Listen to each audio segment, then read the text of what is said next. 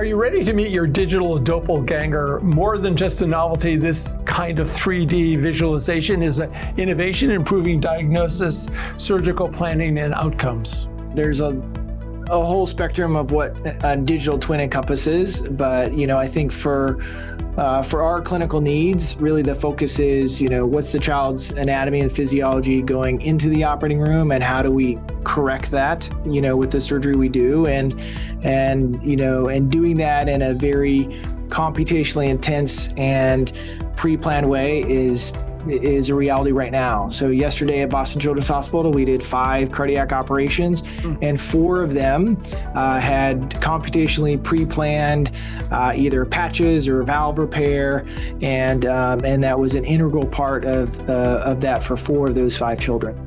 And our guests are Dr. David Hoganson, the director of the Computational 3D Visualization Program at Boston Children's Hospital, and Noah Schultz, an engineer who specializes in segmentation and virtual surgery.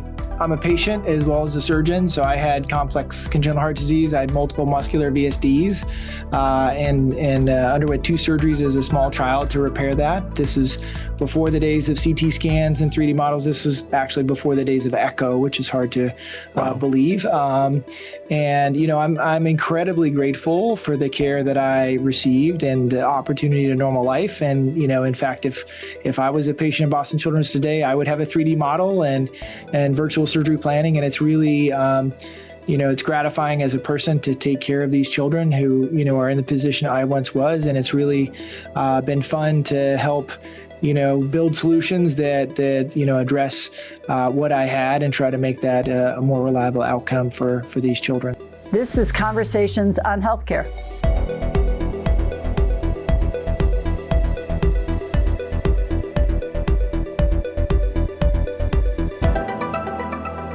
Well, Dr. Hoganson and Noah, welcome to Conversations on Healthcare.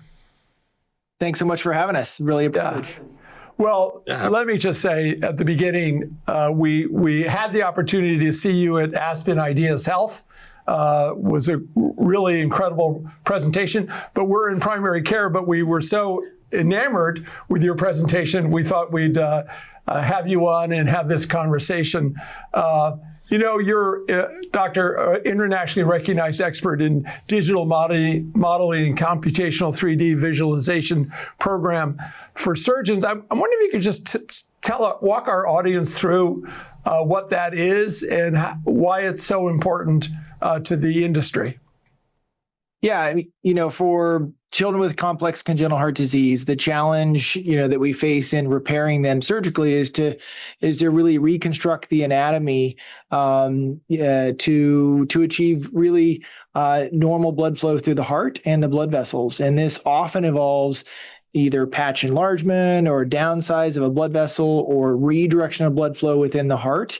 And, for the last several decades over which these techniques have evolved, it's really, the responsibility of getting those patches just right has been based upon the intraoperative visual estimation of by the surgeon. And, these are really complex 3-dimensional structures, and getting that right in real time has been a challenge. And so really we started this whole program with an effort to really take an engineering approach to doing that, and pre-planning and predetermining what those patches and those reconstructive surgery should entail, and then carrying those plans into the operating room. And the goal is to improve both the geometric outcome, but really the clinical outcome for these children, so they have as good of physiology as they can, and grow and live normal and healthy lives as much as possible. Well, any parent who's facing cardiac surgery for their child is, of course, in terror, right, as they think about what needs to be done. And you introduce something like this, which I'm sure you have the data to suggest how much more effective or safer it is. How do you deal with what we call informed consent? How do you educate and inform parents about something which is almost impossible to imagine? Have you developed a library of video content, or is it storytelling? Tell us a little bit about that process.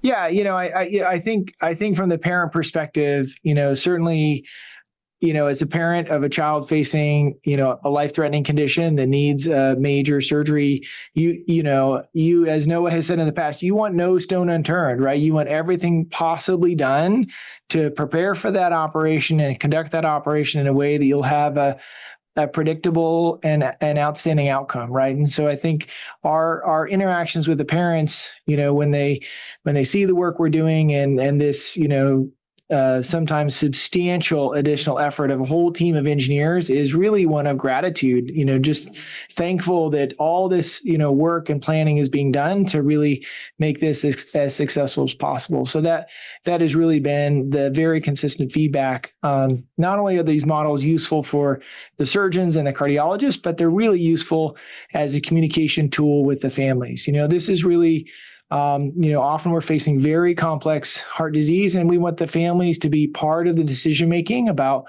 what do we do, and and what's the next steps for their children, and without really a clear picture, often they're just left to whatever you say, doc, and that's not really the best option. So we, when we make these 3D models, we share them with the families, and it has transformed that experience with many of these families to be able to, sometimes for the first time, well into the steps of care for their child, understand what the features of their child's heart disease are, and really understand what the steps that are going to be taken to repair that. So it's really been a phenomenal educational tool, and where we continue to expand the availability of these models to help parents understand, the details and the plans to repair the heart disease.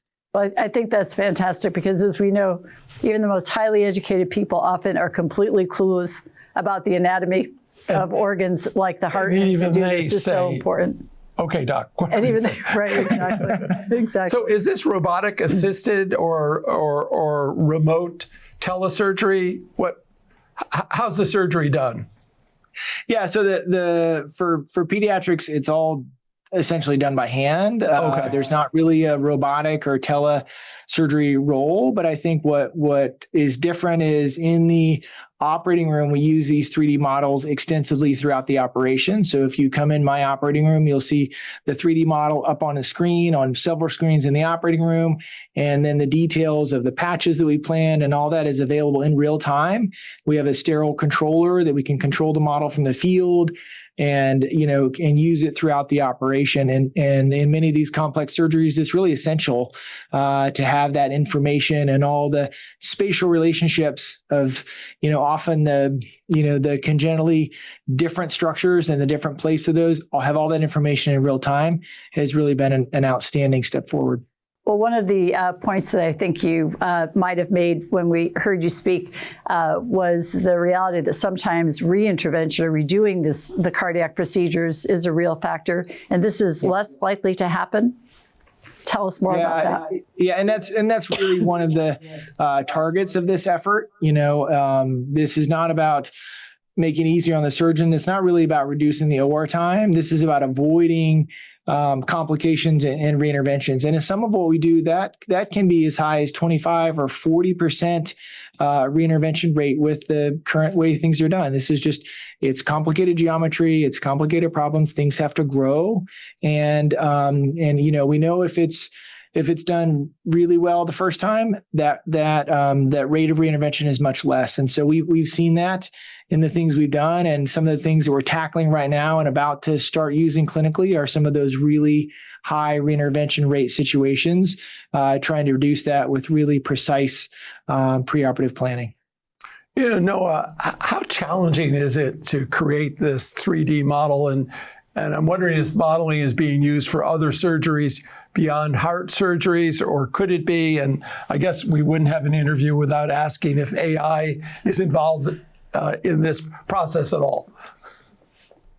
Yeah, so there's a long recent history of the 3D modeling, anatomical 3D modeling being used for surgical planning, not just in cardiac surgery, but more broadly in orthopedics and general surgery, and quite often in plastics and craniofacial surgery. And I've been at Boston Children's Hospital since 2014, and the first few years I was making printed 3D models for a number of surgical specialties for surgical planning, for communication with patients and families, and other things. And so it's broadly applied. But I think what we found, at least in cardiac surgery, is that the variations in anatomy are great. And the differences, right, between the open heart during the procedure and the heart at normal physiologic pressure are pretty great as well. And so having access to that 3D anatomy and those relationships is just hugely valuable, as Dr. Hoganson said. And I think, the complexity of model making has lowered as the imaging quality has gone up. Even over the last dozen years that I've been doing this, I've seen improvements in three-dimensional imaging that we use as the basis for these models, and that makes our job a little bit easier. Of course, we're applying these more broadly to more challenging anatomies and more challenging diagnoses, and so the anatomical sophistication goes up, and so the pressure for myself and for the other engineers that I work with to learn cardiac anatomy even more than we already have goes up. But the technical, that we've seen a lot of technical improvements. Artificial intelligence is, and sort of image processing is being used in some surgical specialties, particularly, like I said, in orthopedics. I think it's a little bit easier to apply.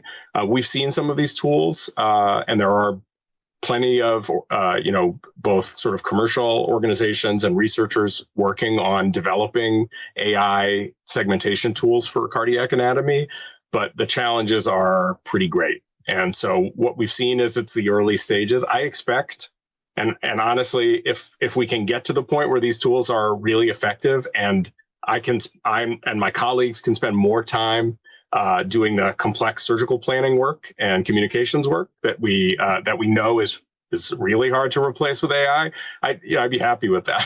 I'm going to draw on my Star Trek knowledge. Is this something that could be a hologram that you could walk around, that a physician could walk through this model, or is this something? How does Dr. Hoganson look at this? Is it just on a screen, or how is it visualized? Yeah, we're experimenting. We're always looking at new visualization technologies. There's, some of these models can be viewed in VR, using a regular VR headset that you might use for video games.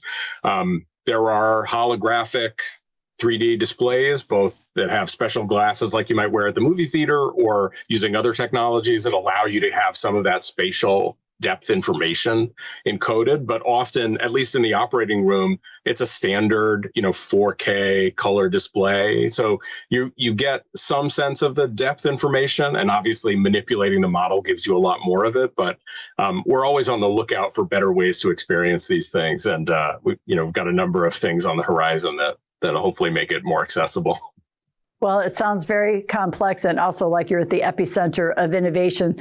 But I understand that you also use some tools that our audience might be familiar with, such as a Wii game controller. So where does that fit into the mix? I can't quite imagine somebody guiding this with a game controller.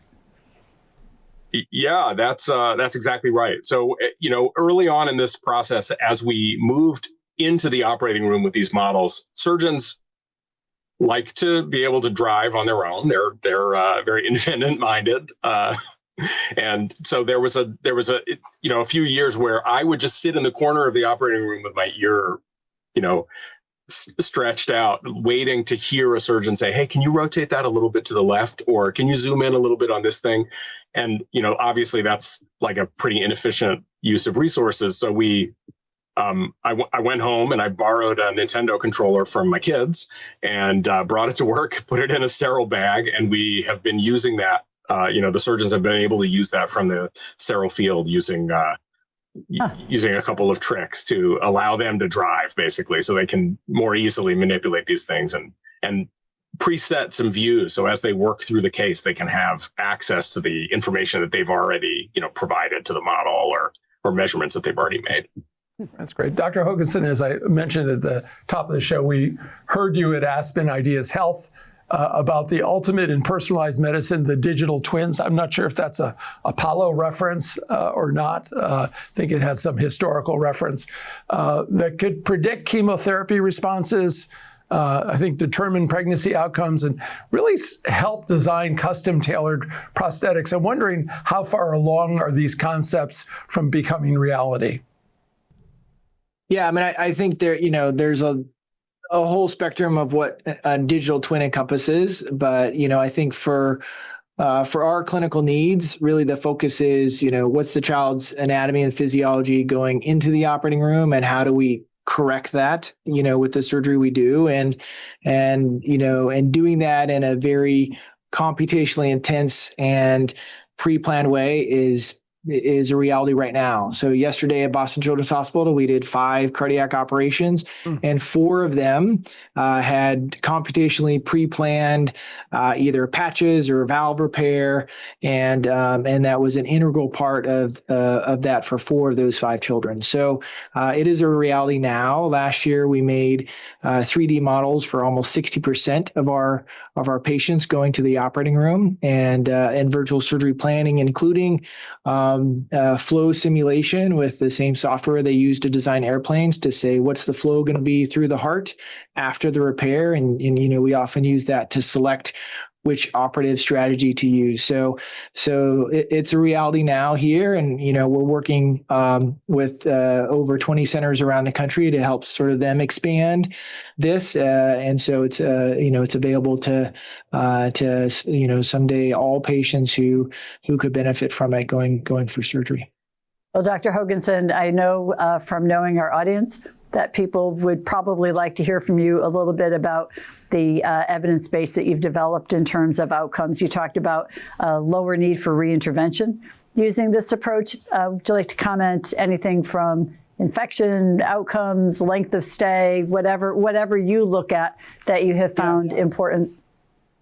Yeah, so I think it's both a combination of where we are without this, sort of what's the current approach and what's the current results, and then what can we achieve with this. And so we've seen anywhere from tackling surgeries that have either several standards of deviation of sort of size variation of what we do from a patch planning, or have a very high reintervention rate.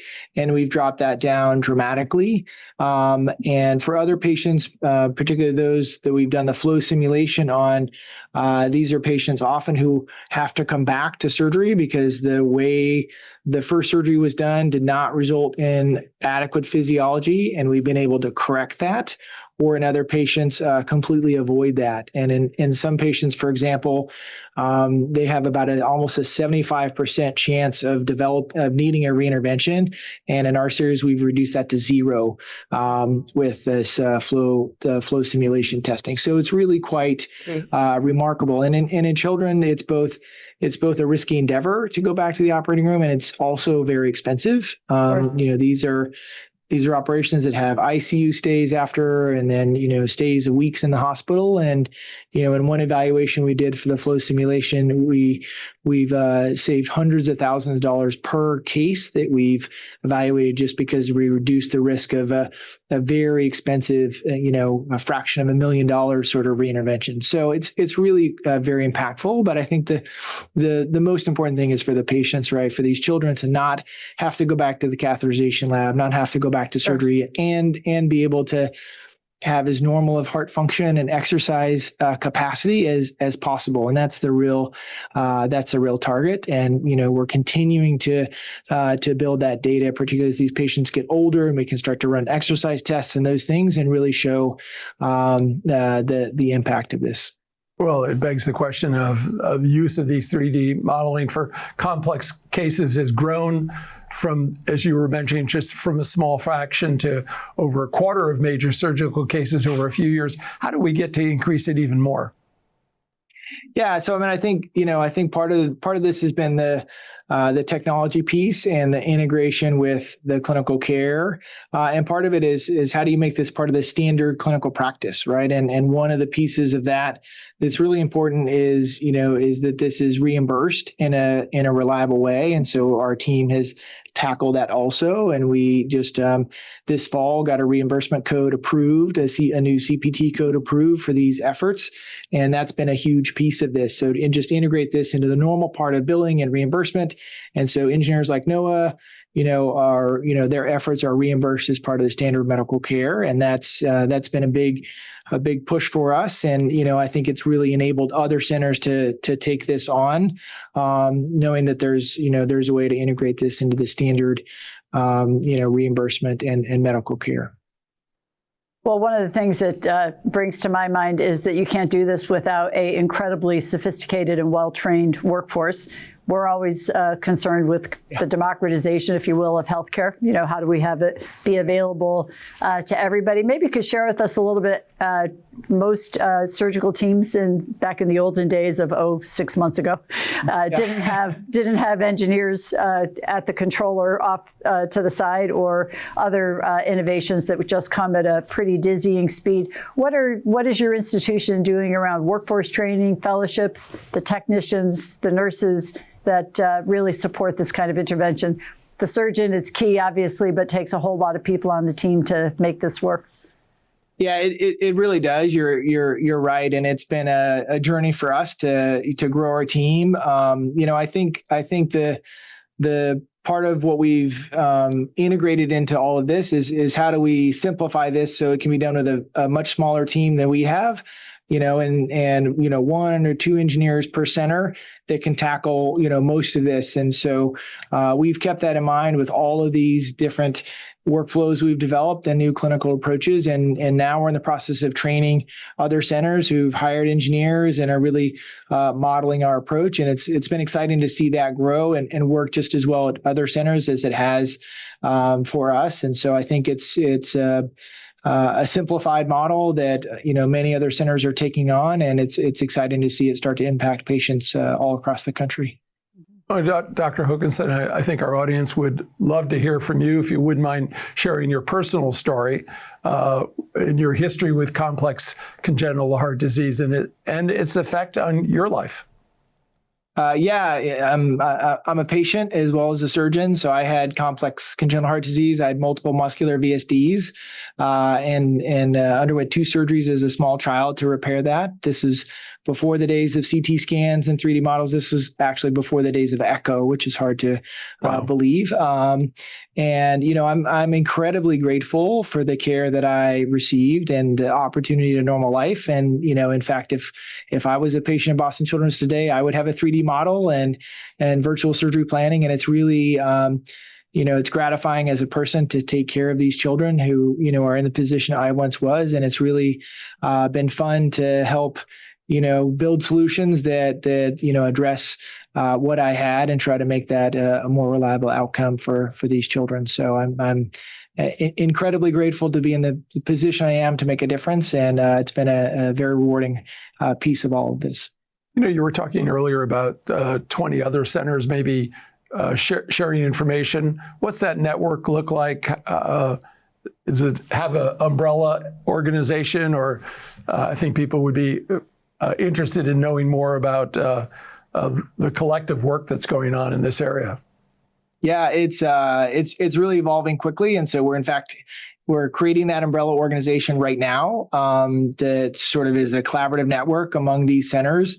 And several great institutions across the country have been tackling this also, and now really pooling our collective efforts in places like Children's Hospital Philadelphia and Cincinnati Children's and Stanford and Columbia, and really putting those efforts together to help, really be the rising tide that lifts all boats and really sort of do this together as a community.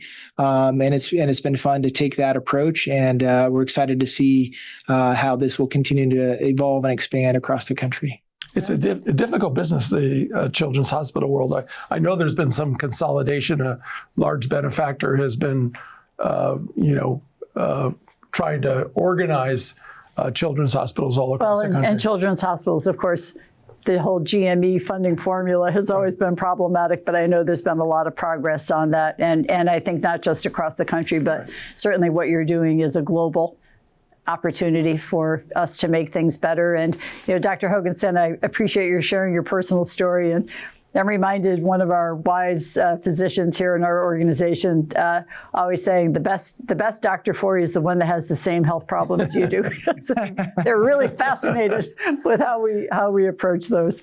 Yeah, no, for sure. It's a passion project for me, of course. And, we have been, able to be involved in several, centers around the world. And in fact, we're making a model right now. I think Noah's making one today for a center in Africa.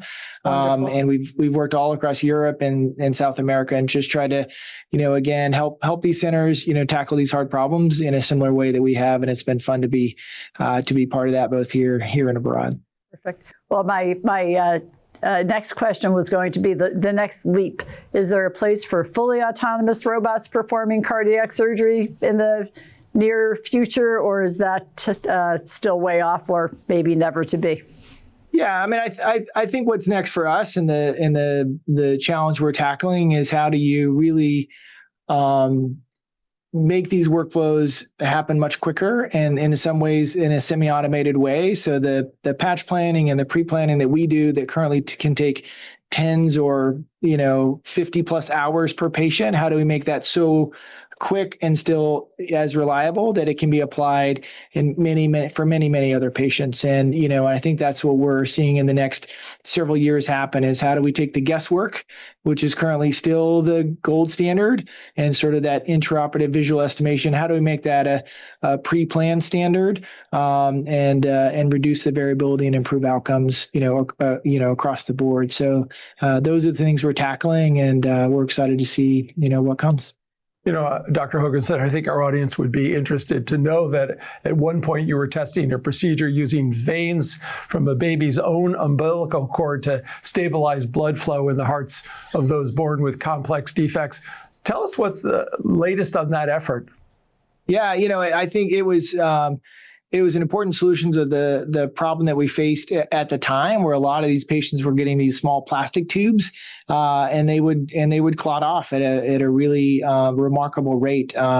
Thankfully, as things have evolved, the same stents that we use for adult coronary artery disease are now able to be used in babies. And instead of putting in the plastic tubes, by and large, we put a stent in the ductus arteriosus to accomplish the same thing. So the rate of using those small plastic tubes has gone to not zero, but close to zero. And so that effort has really been replaced by ductal stenting, which is wonderful for the patient because the recovery is quicker, and that's been an important step forward for the field. So I think everything we do will continue to evolve, and we're looking forward to watching the same thing happen with this 3D modeling effort. And just on the federal support, how's the NIH been in your efforts? Are they supportive of the work that you're doing?